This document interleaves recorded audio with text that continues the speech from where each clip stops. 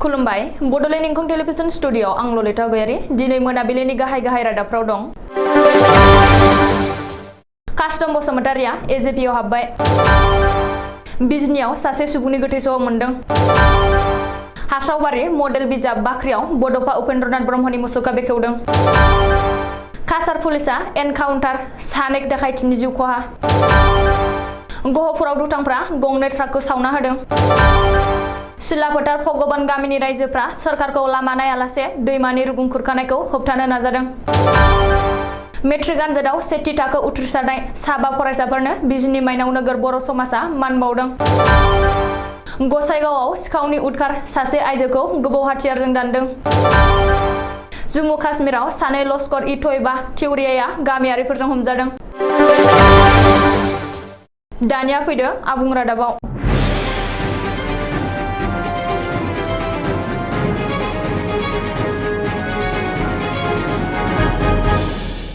मिरु दुलाराय बर' फरायसा आफादनि बारग' दैदेनगिरि कास्टम बसुमतारिया राजखान्थि हान्जायाव हाबबाय। कास्टम बसुमतारिया असम जातीय परिषद सुंद'यै एजेपि राजखान्थि हान्जायाव दिनैनिफ्राय गावनि राजखान्थियारि केरियारखौ जागायबाय। एजेपिनि आफादगिरि लुरेन जयति गगैजों लोगोसे दोलोनि दैदेनगिरि सोद्रोमाफोरनि नुजाथिनायाव कास्टम बसुमतारिया मैया एजेपिआव जयेन खालामदों होननानै मिथिनो हादों। रिपर्ट बादिब्ला मिरु दुलाराय बर' फरायसा आफादनि मोनसे समनि सोलोंथाइ नेहाथारि आरो लोगो गाहाय नेहाथारि गलाघाट जिल्लानि थागिरि कास्टम बसुमतारिया मैया गुवाहाटीआव थांनाय एजेपिनि गाहाय मावख'आव खुंनाय बरायनाय हाबाफारिनि गेजेरजों एजेपिआव हाबबाय। मिरु दुलाराय बर' फरायसा आफादनि बारग' दैदेनगिरि कास्टम बसुमतारिया एजेपिआव हाबनाय लोगो लोगो दोलोनि गोजौ थाखोनि मासि मोनदों। मख'नो गोनांदि एबसुनि बारग' दैदेनगिरि कास्टम बसुमतारिजों लोगोसे गोबांसा लाइमोन दैदेनगिरिफ्रा एजेपिआव हाबनायनि जुनै एजेपिआ इयुनाव गोख्रोंसिन जागोन होननानै लुरेन जयति गगैआ गावनि अफिसियेल पेजआव लिरदों। बेखौबो मख'नो गोनांदि 2021 मायथाइनि आसाम बिधान सभा बिसायख'थिनि सिगां आसुनि दैदेननायाव जोनोम मोनदोंमोन ओनसोलारि राजखान्थि हान्जा असम जातीय परिषद सुंद'यै एजेपिआ।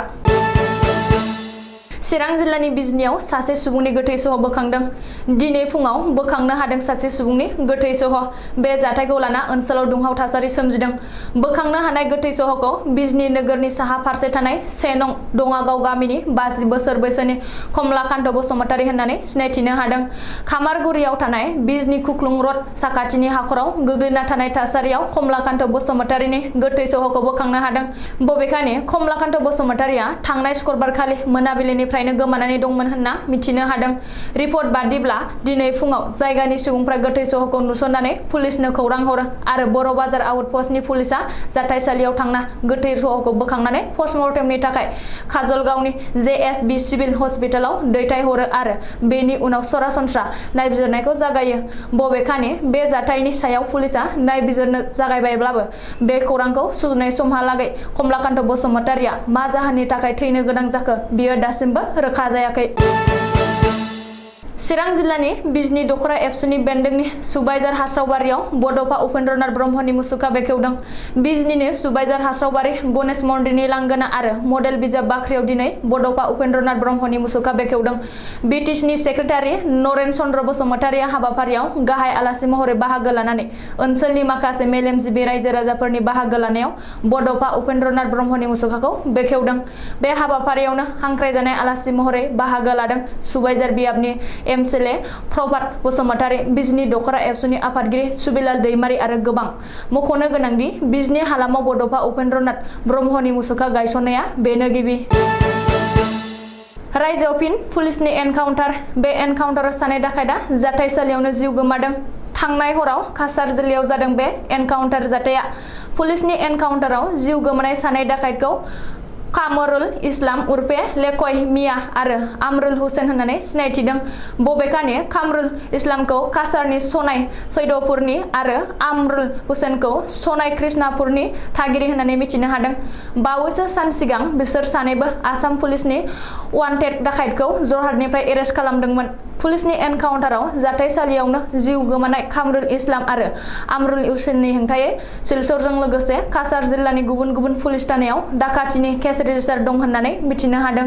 रिपर्ट बादिब्ला पुलिस थानायाव हराव कामरुल आरो आमरुलखौ लाना खाथिर गरानि गुमरायाव नायबिजिरनो थाखाय लाना थांदोंमोन नाथाय गिदिंबोफिननाय समाव पुलिस निजिमानिफ्राय खारखोनो नाजायो जाउनाव पुलिसा गुलि गावनो गोनां जायो आरो सानैबो डाकायता जाथायसालियावनो जिउ गोमायो बबेखानि बे खौरांखौ सुजुनाय समहालागै एनकाउन्टाराव जिउ गोमानाय डाकायता कामरुल आरो आमरुलनि गोथै सहखौ सिलचर मेडिकेल कलेज आरो देहा फाहामसालियाव दङमोन।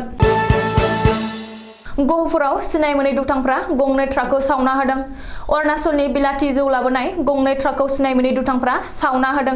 हेलेम पुलिस थानानि बेन्दोंआव जादों बे जाथाया। मिथिनो हानाय बादिब्ला गहपुरनि 12 नं हादरारि राजा लामायाव दिनै सिनाय मोनै दुथांफ्रा MN 019546 AS 01NC 4286 नम्बरनि गंनै ट्राकआव अर लागायना होदों।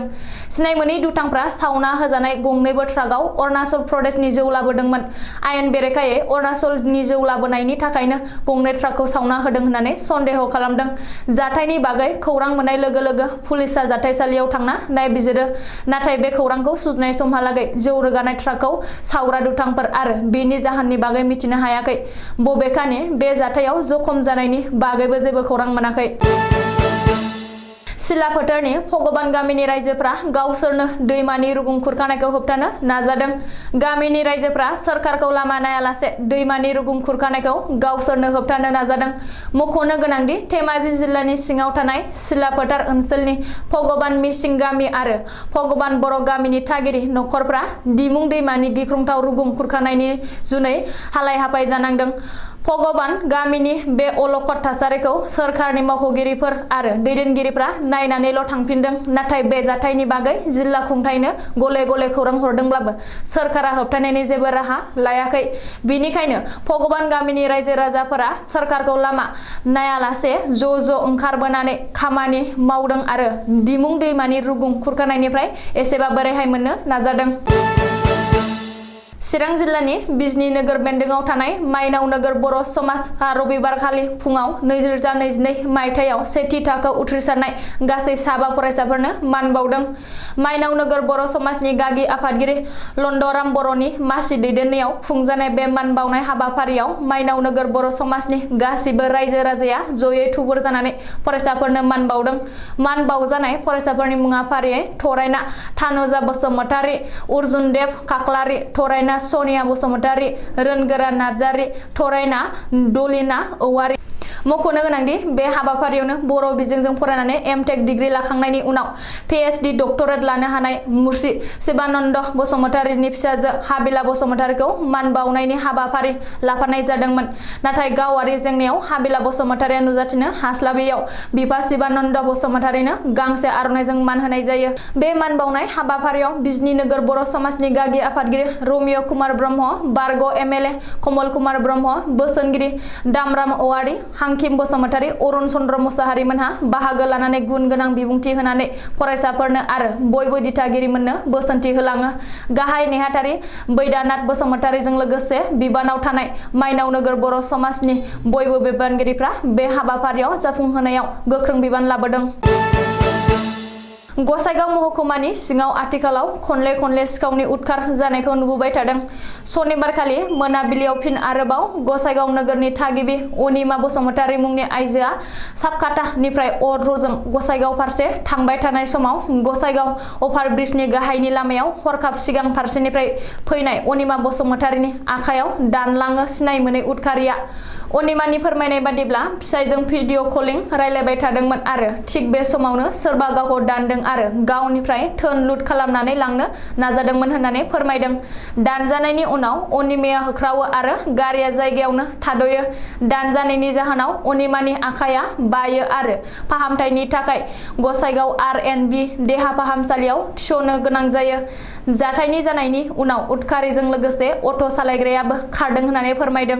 जाहोनाव गुबुन सासेयासो देहा फाहामसालियाव लांदों होननानैबो मिथिहादों। अदेबानि गोब्राब नाजानानै गावखौ गाग्लोबदोंमोनब्लाबो जेबो लांनो हायाखै होननानै अनिमाया रोखा फोरमायदों। जम्मु काश्मीराव मोनसे गोजोनथाव खौरां जम्मु काश्मीराव गोबां खेब रैखाथि हानजाया थिउरियाफोरजों दावहा नांनाय एबा हमनायनि खौरां मोननाय जायोमोन नाथाय बे खेबाव एसे आलादा जम्मु काश्मीरनि रियासी जिल्लानि तुकसान गामियाव थाखोमा फैनाय सानै लश्कर-इ-तयबा थिउरियाफोरखौ गामिनिनो रायजो राजाया हमनानै रैखाथि हानजा एबा पुलिसनि आखायाव गोबां हाथियार आरो गुलि बारुदजों लोगोसे गथायनानै होदों आथिखालाव पुलिसा बे खामानिखौ जोबोर गोजोननाय फोरमायदों आरो गामियारिफोरखौ बाखनायदों लोगोसे गामियारिफोरनो जम्मु काश्मीरनि DGPआ 2 लाख रां बान्था होनो फोसावदों दिनैनि रादाबा एसेनोसै गोजोन्थों।